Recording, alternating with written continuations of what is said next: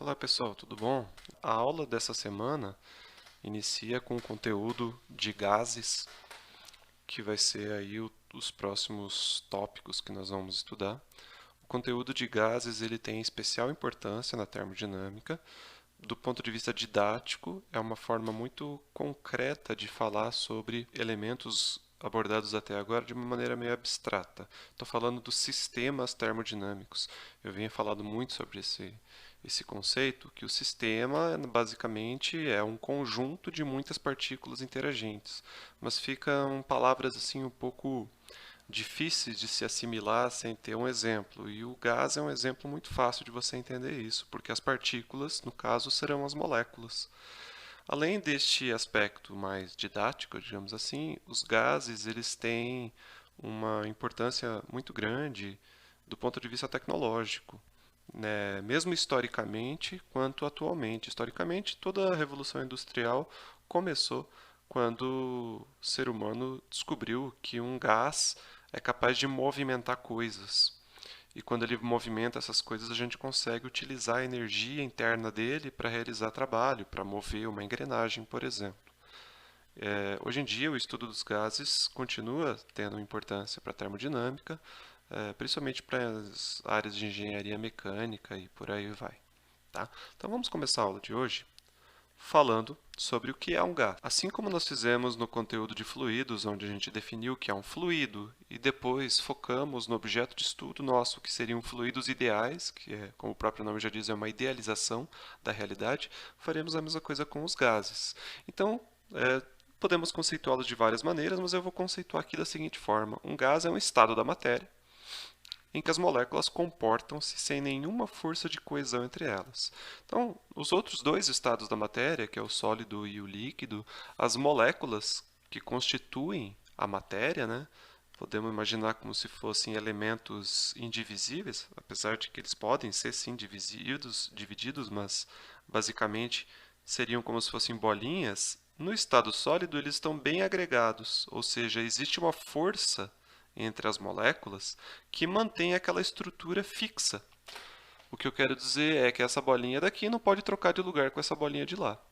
Então, o único grau de liberdade que esse sistema no estado sólido possui é fazer com que as suas partículas, as suas moléculas tremam, elas vibrem, mas ela não pode sair aí é, viajando, navegando por dentro da matéria. Já no estado sólido, a gente dá um passo adiante. Você tem alguma mobilidade, ou seja, as moléculas elas têm sim uma força de coesão, porque a superfície do líquido ela ainda é uma barreira.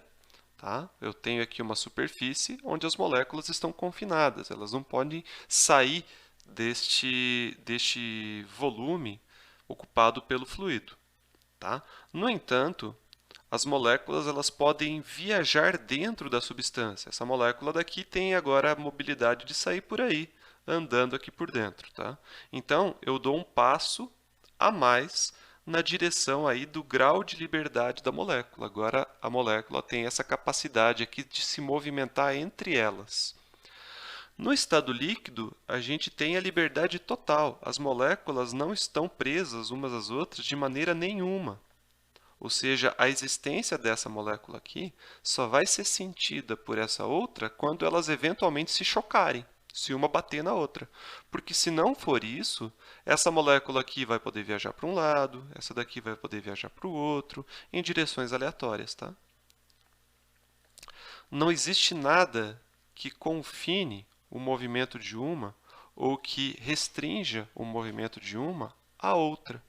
Sendo assim, a limitação do espaço ocupado por essa substância no estado sólido vai ser justamente o recipiente que armazena ela. O volume do gás é o volume do recipiente. Tá? E as partículas elas vão ficar se rebatendo aqui. Bate na parede, que depois vai bater aqui, que depois vai bater lá, e assim por diante. Eventualmente elas batem entre si, mas o número de colisões entre moléculas é muito menor do que o número de colisões das moléculas com as paredes. Tá? Por quê? A molécula tem um tamanho tão ínfimo, tão pequenininho, comparado com o espaço que existe entre elas, que é muito mais provável que ela siga em linha reta sem bater em ninguém do que eventualmente encontre alguma molécula. Tá? Na realidade, como eu falei para vocês, isso são idealizações. Na realidade, as moléculas do gás, elas têm uma força entre elas. Ou seja, se eu pegar essas duas moléculas aqui, dentro aqui desse espaço que eu estou destacando em azul, existe uma pequena força atrativa entre elas. Elas se atraem bem pouquinho. Eu não vou entrar em detalhes do motivo disso, mas existe aí uma questão de força de Van der Waals, que a gente chama. Mas essa força ela é tão pequena, tão pequenininha, tá? Que a gente pode desconsiderá-la. E ela vai ficando cada vez menor quanto mais longe estiverem essas moléculas. É quase como se fosse uma força gravitacional, mas não é de origem gravitacional. Tem uma outra origem. Tá? Então essa força existe, uma pequeníssima atração entre elas, mas o nosso modelo de gás ideal, que nós vamos estudar na aula, a partir da aula de hoje, nós desprezamos essa propriedade do gás. Então, nós só vamos considerar a propriedade de interação intermolecular quando elas se chocam. Tá? Então, é um impacto mesmo que dura um intervalo de tempo zero, porque acontece num instante. Antes não estava batendo, depois bateu e depois já não está mais batendo. Então, o intervalo de tempo que dura é zero. E essas colisões elas são perfeitamente elásticas, não se perde energia durante as colisões. Tá? Então, a gente sempre estuda uma versão simplificada da realidade na física. Essa versão simplificada pode ser muito simplificada ou pouco simplificada. Tudo depende do quão fiel ou próximo da realidade nós pretendemos que o nosso modelo represente aí a realidade. Quando a gente leva essas simplificações ao máximo, a gente despreza uma quantidade tão grande de elementos, de fenômenos secundários, que o modelo ele só vai ter alguma representatividade em condições muito restritas. Quando isso acontece, a gente sempre dá o nome de ideal. Então, a gente falou de fluidos ideais, lembra? Que eu falei que o fluido ideal ele não podia ter viscosidade, ele não podia ser turbulento, ele tinha que ser incompressível, tudo que um fluido real não é. Né? Mas, eventualmente, os fluidos reais até podem apresentar características que torne isso razoável. Faremos a mesma coisa para os gases. Então, nós vamos aqui estudar os gases ideais, que não são gases reais. E, na verdade, não existem gases ideais. Qualquer coisa que é ideal é porque não existe, né? Existe uma pessoa ideal? Não existe, senão não teria esse nome. Gases ideais não existem, elas são idealizações, tá? Então, são ferramentas que a gente usa. Então, os gases ideais, ele vai obedecer a algumas particularidades. Primeira coisa, o volume das moléculas é nulo, ou seja, as moléculas em si não ocupam espaço. Então, qual que é o espaço do gás? Qual que é o volume do gás? É o espaço intermolecular, porque ela é tão petititinha comparado com o espaço que tem entre elas. Tá? Imagine um monte de formiguinha, tá? Andando no chão. O espaço do chão é tão grande comparado com o tamanho da própria formiga que o importante é saber a distância entre as formigas e não o tamanho da formiguinha em si. Como se fosse isso, tá? Só que ao invés de formigas são moléculas. Então, o volume do gás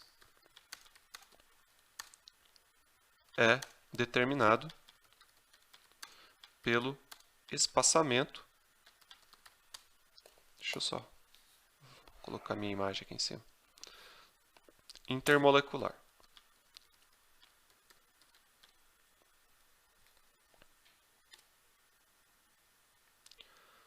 Segunda característica. Então, se a molécula não tem volume, essa condição já está determinando que não existe choque entre moléculas. Tá? Porque se elas têm tamanho zero, é tão raro acontecer num gás real, né, que no gás ideal é a probabilidade é nula, porque é tamanho nulo. Então, não tem como elas colidirem se elas não ocupam espaço, né? Então, as colisões ocorrerão entre as moléculas e as paredes do recipiente. Então, só tenho choque de molécula com parede, eu não tenho choque de molécula com molécula. Na realidade, elas acontecem, só que elas são tão raras que a gente não se preocupa com elas. Tá? E, na verdade, mesmo que elas aconteçam, quando o choque é elástico, vocês devem lembrar lá da aula do ano passado, de Física 1, se você tem duas bolas que elas colidem elasticamente, o que vai acontecer? Imagina uma bola parada e uma bola em movimento. Quando elas têm uma colisão elástica, a que está parada ganha velocidade e a que estava em movimento agora fica parada, ou seja, elas só trocam de lugar. Tá? Então, do ponto de vista físico, é como se não tivesse acontecido a colisão, porque antes você tinha uma bola parada e uma em movimento, e depois você tem uma em movimento e a outra parada, mas não faz diferença quem é que está parado e quem está em movimento. Então, na prática, tá? É só uma troca de papéis entre elas, tá? Contanto que seja um choque elástico. O que é um choque elástico? Quando conserva a energia, quando não existe dissipação de energia entre a colisão. Tá? Que é justamente a terceira característica dos gases ideais. As colisões são perfeitamente elásticas. Tá? Então, não existe perda de energia. Então, se você deixar um gás ideal parado numa garrafa com uma certa temperatura, aquela temperatura vai ser mantida, porque ele não vai perder energia. O gás como um todo não perde energia, porque em cada moléculazinha que compõe o gás, ela está lá com uma certa movimentação, a temperatura é uma medida da energia cinética delas, média, então na média essa energia cinética vai se conservar, porque as colisões não roubam a energia delas, o que não acontece, né? Na realidade, se você tem uma garrafa, lá um recipiente, coloca um gás a uma certa temperatura, sei lá, 100 graus Celsius, deixa em cima da mesa. Quando você voltar daqui a algumas horas, ele vai ter esfriado, porque as colisões com as paredes fará com que a energia da molécula seja, a cada colisão, transmitida um pouquinho dela para a própria parede. Como que a gente sabe disso? Porque a parede vai esquentando. Obviamente que o calor não fica na parede, devido àqueles processos de transmissão de calor que nós vimos na semana passada, por condução e por irradiação, ele vai sendo transmitido para o ar à sua volta e eu vou ter perda de energia do gás para o ar que está ao redor. Tá? Mas para um gás ideal isso não acontece. Não aconteceria se um gás ideal existisse, porque essas colisões elas manteriam aí a energia das moléculas. Tá? Então, no que consiste uma colisão elástica? Uma colisão elástica, seja de molécula ou seja de bolinha de gude, se você está com dificuldade de imaginar, se você tem uma parede, a parede de um recipiente,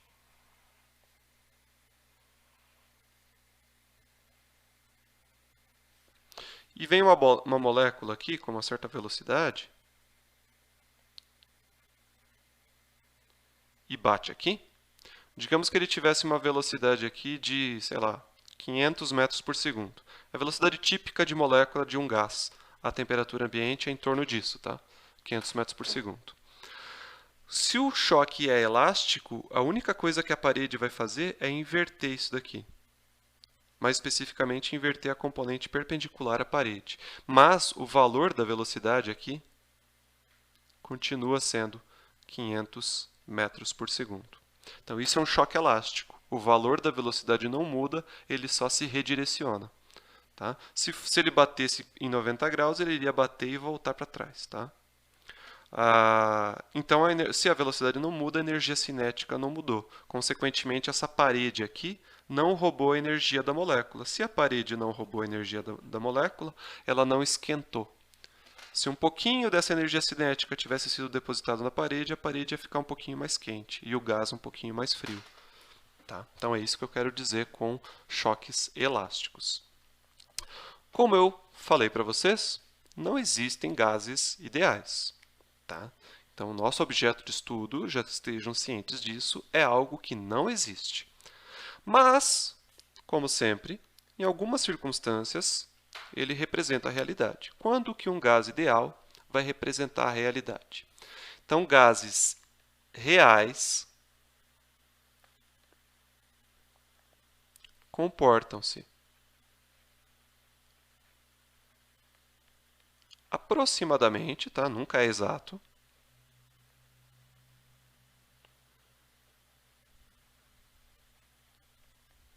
como ideais.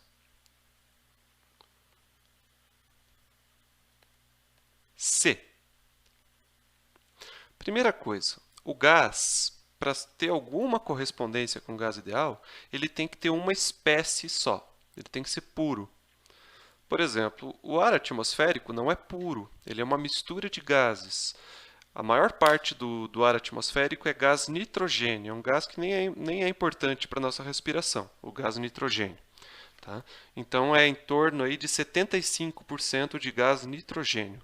Não é o átomo de nitrogênio, é o gás nitrogênio, que é o N2. É uma molécula de 2 átomos de nitrogênio. Tá? O outro gás muito importante, aí em torno de 20% mais ou menos, é o gás oxigênio. Esse sim, um gás muito importante para a nossa respiração. Temos aí em torno de 3 a 5% de gases carbônicos, né? Monóxido, dióxido de carbono. E aí, o restante são outros gases aí que você vai encontrar. Uma mistura de gases, desde metano até, enfim, outros derivados aí. Para que um gás tenha um comportamento que tenha alguma correspondência com gás ideal, esse gás só pode ter uma espécie. Ou seja, ele é puro, ele é só gás oxigênio, só hélio ou só gás, não importa, né? Só de um tipo, só nitrogênio, tá? Então ele tem que ser uma única espécie.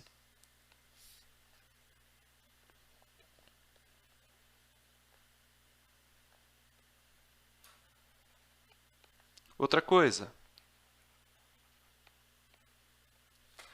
a densidade de moléculas, ou seja, a densidade do gás, e, portanto, a própria pressão do gás tem que ser baixa, porque o gás ideal ele não prevê muitas colisões entre moléculas.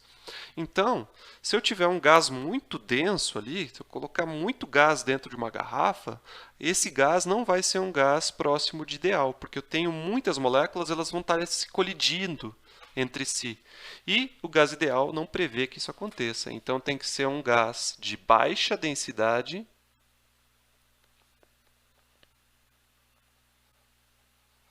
e pressão.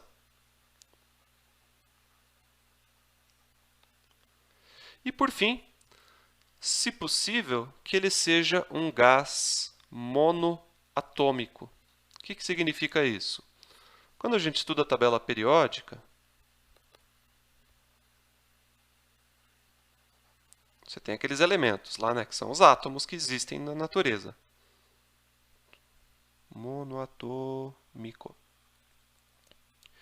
Não significa que eles acontecem sozinhos na natureza.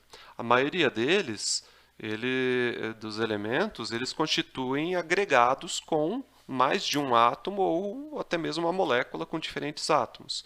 Por exemplo, o gás oxigênio. O gás oxigênio não é um átomo de oxigênio, são 2 átomos de oxigênio grudadinhos um no outro, formando uma molécula de oxigênio, por isso é o gás O2. Mesma coisa o nitrogênio, são 2 átomozinhos de nitrogênios grudadinhos um do outro. Então é o gás N2, o gás nitrogênio.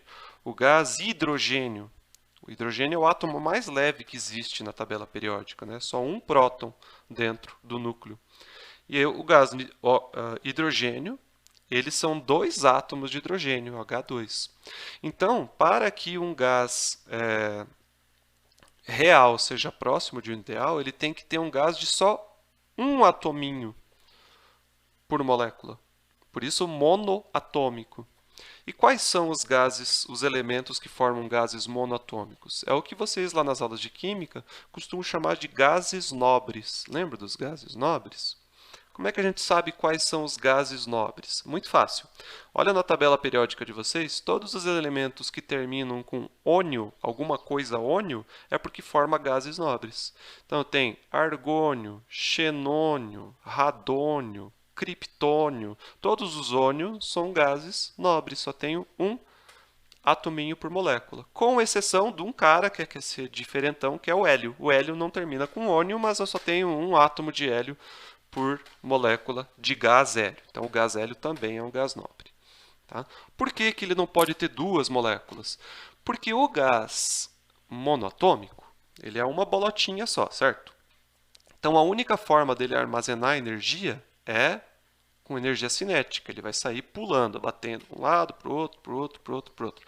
Quando você tem duas moleculinhas, além dessas moléculas saírem viajando dentro do meu recipiente, portanto armazenando energia cinética, elas vão poder ter energia potencial interna, elas vão poder vibrar assim, ó, vão poder tremer dentro da própria molécula. Então a energia interna vai estar sendo compartilhada, boa parte na energia cinética delas, que vai sair viajando dentro do meu recipiente, mas uma pequena parte vai estar dentro da energia interna vibracional, que a gente chama. Ela vai ficar como se fosse um... Deixa eu desenhar aqui. Como se fosse assim, ó.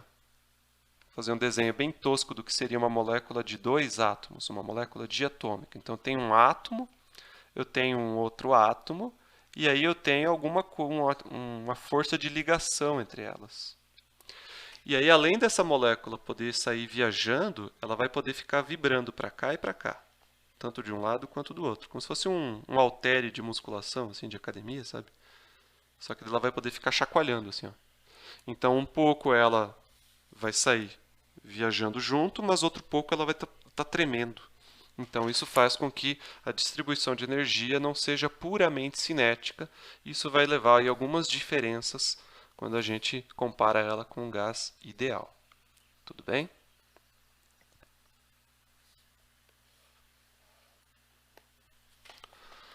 Dito isso, gente, vamos olhar então para o gás, principalmente pensando no modelo de gás ideal, sabendo que não existe gases ideais, mas que alguns gases se comportam como se fosse, pelo menos aparentemente. Do ponto de vista de sistema termodinâmico, então, um gás ele não tem volume próprio, o volume dele é o volume do recipiente. Então, eu desenhei aqui um recipiente, uma garrafa, né? E ali dentro, obviamente que você não enxerga isso quando você tem uma garrafa com algum gás dentro, mas essas bolinhas azuis representam as moléculas. Além do que, um gás ele vai ter muito mais moléculas do que essas poucas aqui que eu desenhei, né? Mas enfim, por que eu desenhei isso? Porque a gente precisa só resgatar um conceito que a gente já falou no início das aulas de termodinâmica, que é a diferença de variáveis macroscópicas e microscópicas. As variáveis macroscópicas de um sistema termodinâmico são aquelas que a gente consegue medir macroscopicamente, sem se preocupar com qual é a causa disso que a gente está medindo. Ou seja, sem ter que olhar para as moléculas particularmente e desvendar quais são as propriedades dela. Lembram? Quando a gente explicou essa matéria, quando eu expliquei essa matéria, eu fiz algumas analogias com uma sala de aula, né? Então, as variáveis macroscópicas seriam as descrições estatísticas da sala, quando só preciso me preocupar com a média de notas da sala, sobre a frequência média dos alunos, sem se preocupar com as notas específicas de cada um de vocês. Tá? Do ponto de vista termodinâmico, as variáveis macroscópicas são aquelas que descrevem o sistema, e as microscópicas são aquelas que são as propriedades das partículas que compõem o sistema, que neste caso são as moléculas. Então, para um gás, as variáveis macroscópicas serão: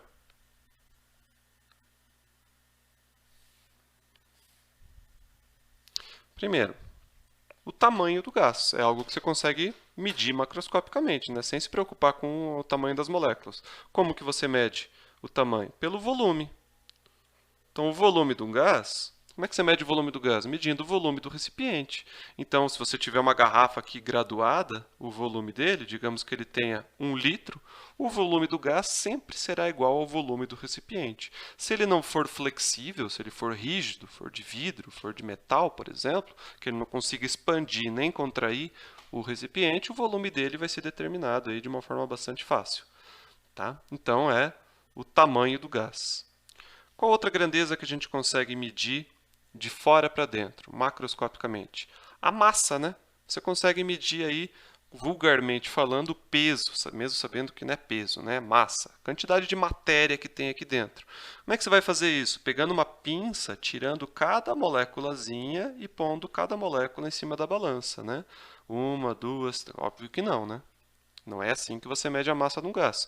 Macroscopicamente, você pode pegar essa garrafa aqui, pesar ela numa balança, a garrafa, depois tira todo o conteúdo da garrafa com uma bomba de vácuo, por exemplo, suga todas as moléculas, não deixa quase nenhuma ali. Tá? Existe como fazer isso em laboratório, deixar quase que vácuo perfeito. Né?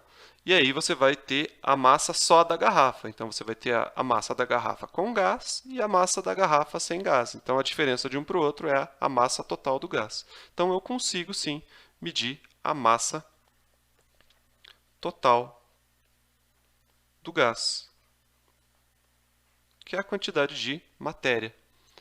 Tá? Como que essas duas grandezas se relacionam com as grandezas microscópicas, que é particular de cada molécula? O volume do gás tem a ver com o distanciamento médio de uma molécula com suas vizinhas, né? Lembrando que o gás ideal, a molécula não tem tamanho, tamanho nulo. Então, na média, claro, algumas moléculas vão estar mais perto uma das outras, outras vão estar mais longe uma das outras, mas na média vai ter aqui uma separação meio que constante, que é a distância de uma para outra, dessa para aquela, dessa para aquela. Então vai ter aqui uma distância média entre elas, que quando você contabiliza todos os elementos, você vai ter informação do volume do gás. Se elas estão muito próximas uma das outras, o volume é pequeno. Se elas estão muito longe uma das outras, o volume é grande.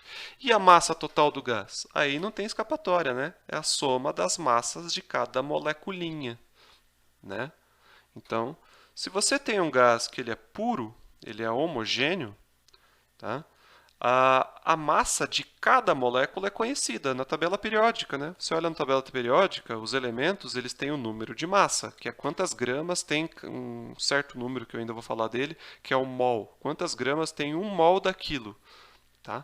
Então, a gente pode substituir essa segunda grandeza, não é uma outra grandeza, mas sabendo a massa que tem cada molécula, a gente pode trocar isso daqui por sendo o número total de moléculas. Sabendo o número total de moléculas, você sabe a massa do gás. No caso do volume, a gente usa a letra V maiúsculo. No caso do número total de moléculas, é o N maiúsculo. Tá? Então, veja, não é a mesma coisa. O número total de moléculas não é igual à massa total do gás. O que eu quero dizer é, sabendo este número N, você consegue descobrir isso daqui de uma maneira direta. Tá? Então, você pode trocar uma variável pela outra. Elas são interdependentes uma da outra.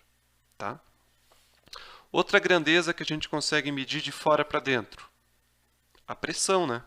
A pressão do gás consegue ser medido. Do ponto de vista microscópico,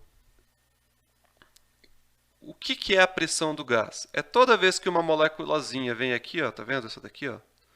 Vem, bateu na parede e voltou. Aí veio essa aqui, ó.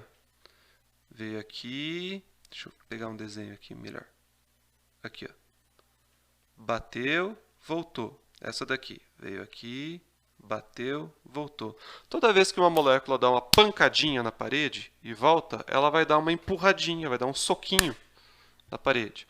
O que é pressão? Não tem a ver com a força que o fluido faz sobre uma superfície? Como esses impactos acontecem inúmeras vezes, um número incontável de vezes por segundo, em todo momento que você está olhando a palma da minha mão, tem molécula vindo aqui, batendo e voltando. Aí vem outra, bate aqui e volta. Aí vem outra, vem de cima, bate e volta. Então, todas as superfícies, a superfície do meu celular aqui, a todo momento tem molécula batendo nele. Toda vez que uma molécula colide sobre ele, dá uma pancadinha, dá uma empurradinha. Quando você soma todas essas forcinhas de empurrão e divide pela área, que está sendo empurrada, você vai ter a pressão do gás. Então, a pressão é uma grandeza macroscópica, mas está relacionada com uma grandeza microscópica, que é a força do impacto. Tá? Então, a pressão do gás, tá? Então, está relacionada com... Não é a mesma coisa, mas está relacionada com os impactos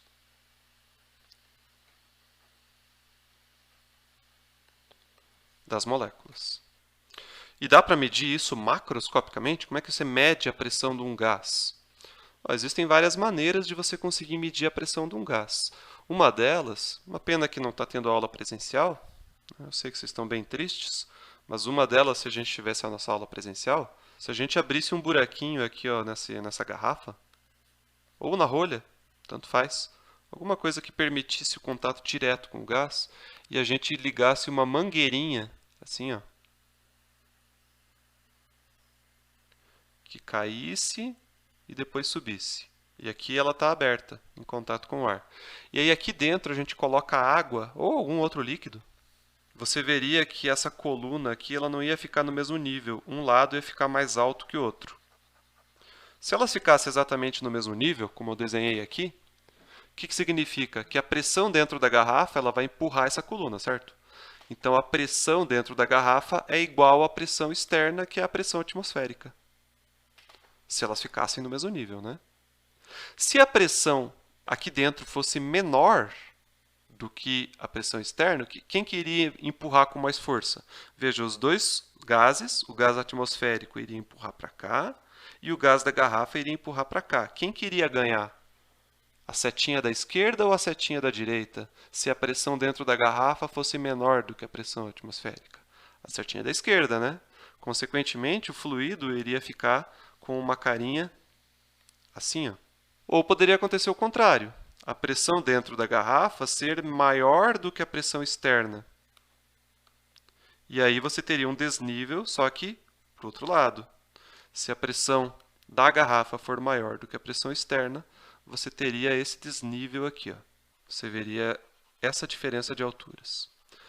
Dá para fazer um cálculo bem simples, baseado nessa diferença de alturas aqui, ó, daqui até aqui. Eu tenho H. Aplica aquela equaçãozinha que vocês estudaram para a prova de hidrostática. P igual a P0 mais ρgH, isso vai dar essa pressão hidrostática. Essa pressão hidrostática bate com a pressão dentro da garrafa aqui. Então você consegue medir a pressão dentro do fluido macroscopicamente, mesmo sabendo que a causa disso são impactos microscópicos. Mas você não vai colocar ali uma balança para medir cada pancadinha de cada moleculinha. Você não faz isso. Você só tem essa consciência, qual é a causa. Mas a forma de medir, ela é macroscópica. E aí tem mais uma ainda, né? Volume, massa, que a gente pode trocar pelo número de moléculas, pressão, e a última grandeza que a gente pode medir de fora para dentro, ou seja, macroscopicamente. Lembram qual é? O que você pode fazer? Que instrumento que você pode colocar dentro desse fluido e medir uma propriedade, uma variável de estado?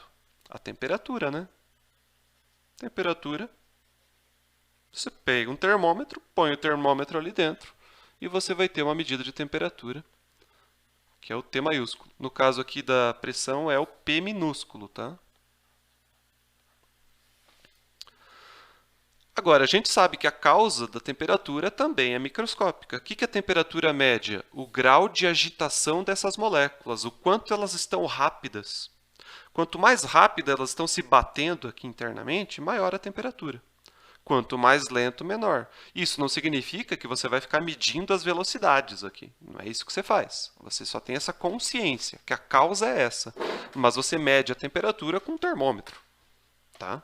Então você começa a linkar descrições macroscópicas com causas microscópicas. É nisso que consiste a termodinâmica. Você descrever o sistema como um todo, e não mais as partículas que compõem o sistema. Então, tudo isso, na verdade, a gente já tinha tratado, só estou refrescando a memória de vocês. Uma outra coisa importante, então, essas 4 grandezas aqui, elas são o que a gente chama de variável de estado. Então, tem 4 variáveis de estado, que são as variáveis macroscópicas aqui, né? Então, lembra o que é a variável de estado? A gente falou disso. No caso aqui do gás, as variáveis de macroscópicas são sinônimos, tá? Variáveis de estado e variáveis macroscópicas. Mas quando a gente se refere à variável de estado, a gente está se referindo especificamente à seguinte propriedade, que são as únicas grandezas que você precisa saber o valor delas para descrever o teu sistema como um todo. Você não precisa ter informação nenhuma. Não significa que não existam outras informações, mas estas outras informações podem ser derivadas destas quatro. Ou seja, sabendo essas quatro coisas, temperatura, pressão, volume e número de moléculas, você descobre qualquer outra coisa. Dá para encontrar a energia interna do gás, dá para encontrar qualquer outra propriedade dos teus sistemas vem destas quatro. Por isso que são variáveis de estado. Então, são as variáveis suficientes para se descrever no caso do gás, né? Mas isso serve para qualquer sistema termodinâmico. As variáveis de estado de um sistema termodinâmico são os valores aí que você precisa descobrir para descrever ele. Então, o que significa isso? Se você souber essas propriedades, você sabe tudo dele. Imagine se as pessoas tivessem variáveis de estado. As pessoas não têm, né? As pessoas são sistemas bem mais complexos do que um gás. Mas se existisse, significa, vamos pensar nas variáveis de uma pessoa. A pessoa, ela tem variáveis que são fáceis de medir, sei lá, o peso da pessoa, e tem outras que são mais complexas, como, por exemplo, o cansaço. Não tem como medir isso, né? Mas se você conseguisse catalogar, sei lá, o estado de saúde dela, se ela está bem nutrida, se ela está bem descansada, se ela está...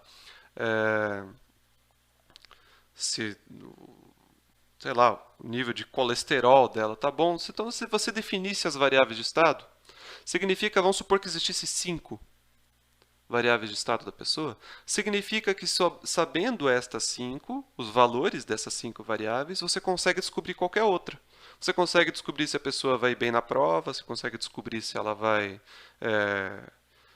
ter sucesso na vida, você vai conseguir fazer qualquer previsão para essa pessoa. Óbvio que isso não existe para uma pessoa, mas para um gás existe. Significa que se você souber essas 4 coisas de um gás, temperatura, pressão, número de moléculas e volume, você sabe exatamente como é que ele vai se comportar dali para frente. E qualquer outra variável que não são essas 4 pode ser calculadas a partir dessas 4 primeiras. Tudo bem? Sendo assim, eu vou usar os últimos 10 minutos da aula de hoje para ilustrar o que eu falei. Tá? Então, tem um aplicativo aqui muito interessante. Eu vou usar ele na aula agora e na próxima aula gravada também. E ele é uma forma visual, é uma simulação feita em Java e disponível no próprio HTML, né? Então, funciona o seguinte, está vendo esse quadrado preto aqui? Esse quadrado preto é um recipiente. Eu tenho algumas coisas que eu consigo controlar aqui. Eu consigo controlar quantas moléculas de um gás eu vou pôr aqui dentro.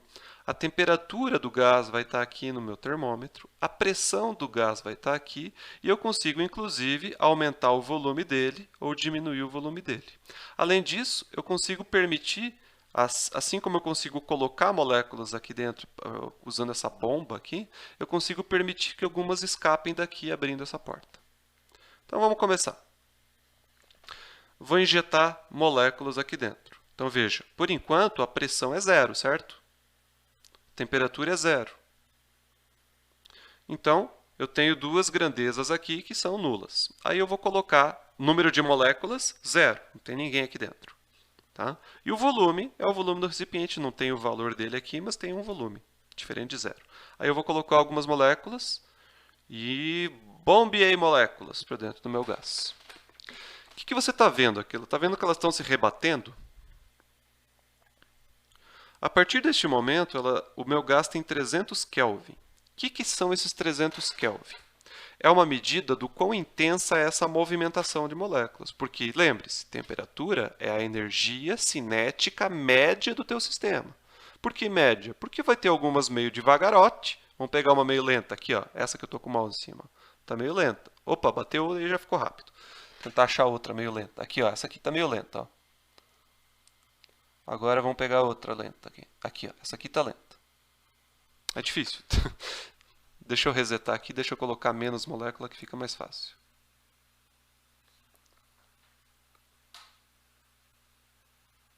coloquei menos moléculas. Então, veja, isso aqui está bem lentinho, ó. Mas à medida que elas vão se batendo, elas vão transmitindo, elas vão trocando de energia, fazendo aquelas colisões elásticas, tá? Então, ó, essa aqui está lenta, ó, tá vendo? Outras vão estar mais rápidas, olha como está rápida essa daqui. Então, quando eu falo que a temperatura é a energia cinética média das moléculas, é porque algumas moléculas têm energia cinética alta e outras energia cinética baixa. Quando você faz a média disso, você vai ter uma grandeza de temperatura. Vamos colocar mais moléculas aqui, ó. Veja o seguinte, à medida que eu vou colocando mais moléculas, a pressão, que está aqui em torno de 1 atm, vai aumentar. Tá? Ó, vou colocar mais moléculas. Ó, a pressão foi para 6, em torno de 6 atms. Tá? O que vai acontecer se eu esquentar esse gás? Que eu consigo colocar fogo nele. O que vai acontecer? Eu vou alterar diretamente a temperatura, mas não só a temperatura, porque as variáveis termodinâmicas elas são dependentes entre si.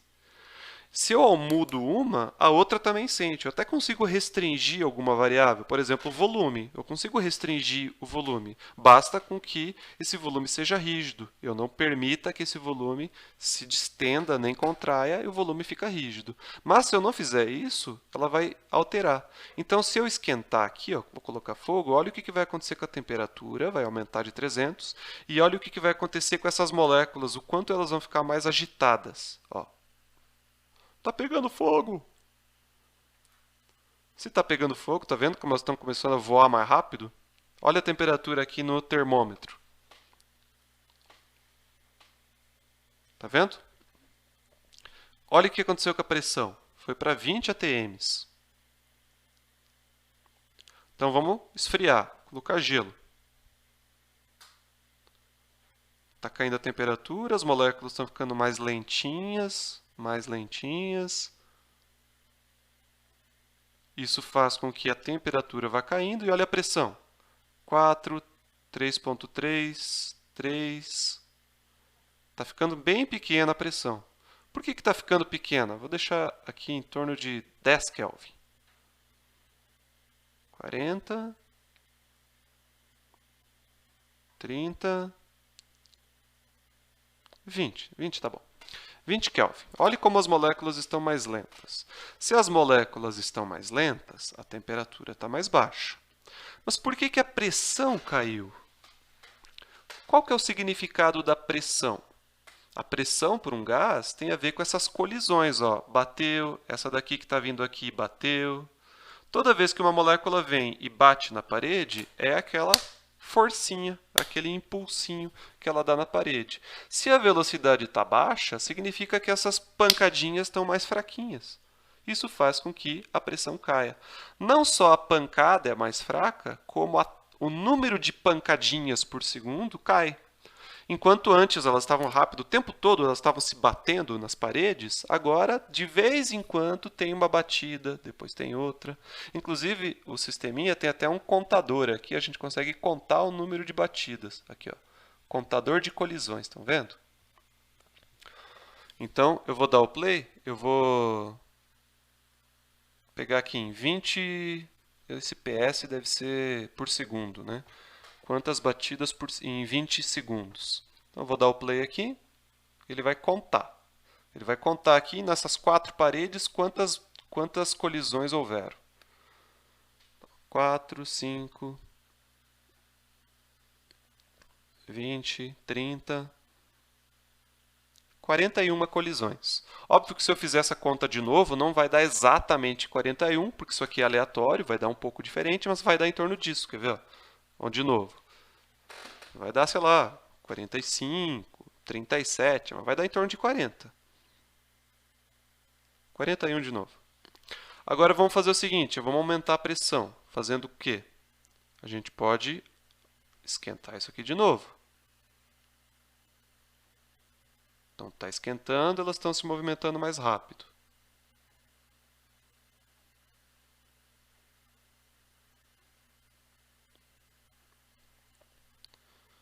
Vou chegar em 200 Kelvin.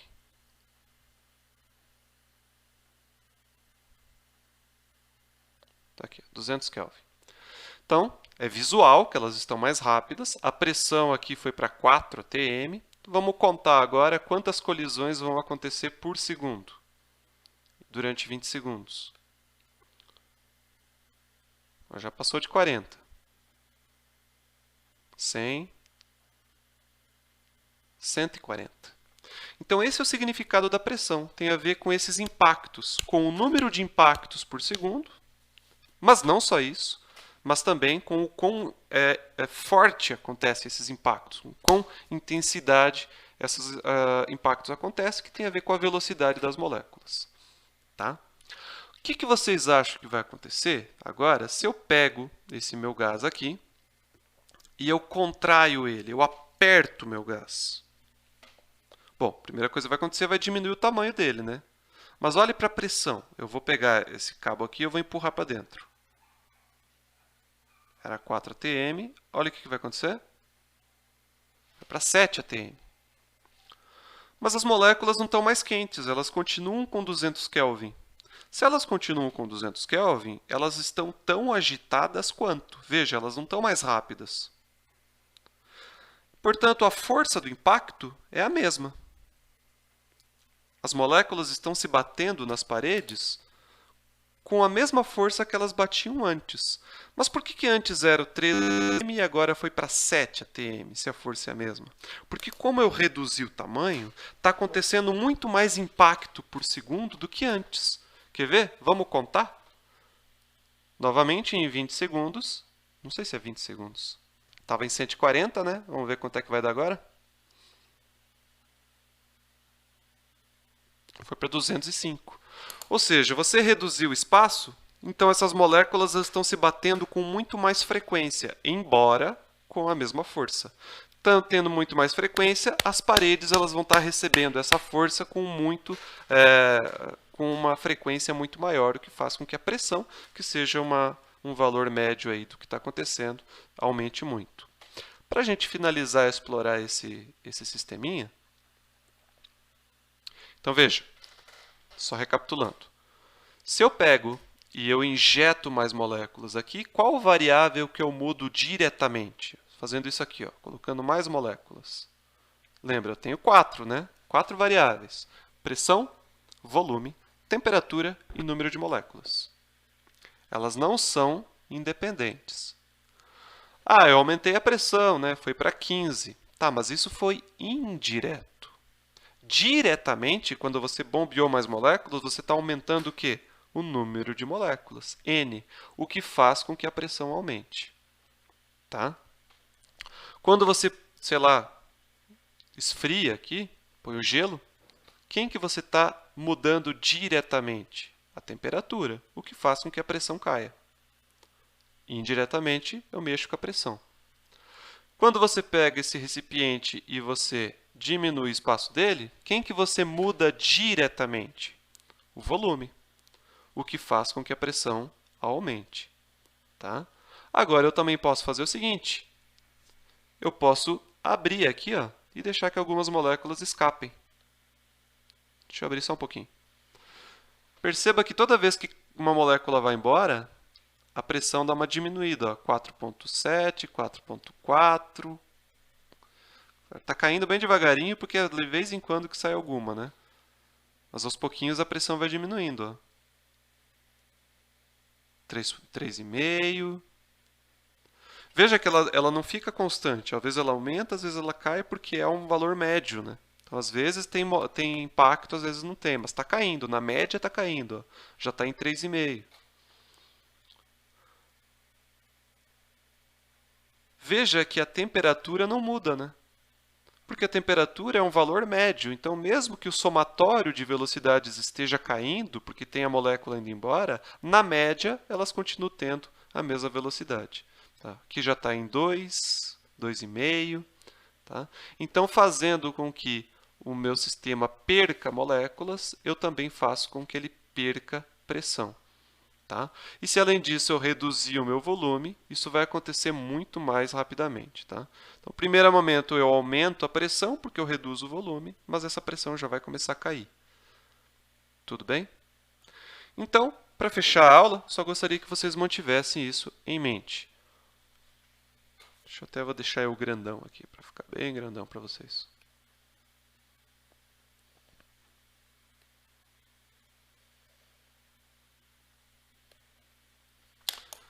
Gás ideal. Tá? É um modelo, não existem, só os gases nobres se aproximam de gases ideais. E eles apresentam conservação de energia porque as colisões são elásticas e, além disso, o tamanho da molécula ele não é representativo. Além disso, para eu representar macroscopicamente um gás, eu preciso saber 4 coisas: temperatura, pressão, volume e número de moléculas. Além disso, essas 4 coisas elas não são independentes. Em geral, se você mexe numa, você acaba mexendo no valor pelo menos de mais outra. Em geral, mexem nas 4. Tá? Você não consegue mexer numa coisa sem mexer na outra. Você não consegue mudar a pressão do gás sem mexer ou no volume dele, ou na temperatura dele, e assim por diante. Tá? E a equação que vai representar matematicamente essas alterações é o que a gente chama de equação de estado, que é o assunto aí da próxima aula. Beleza, gente? Então, na sequência, a gente vai explorar essa relação da equação de estado. Até mais. Tchau, tchau.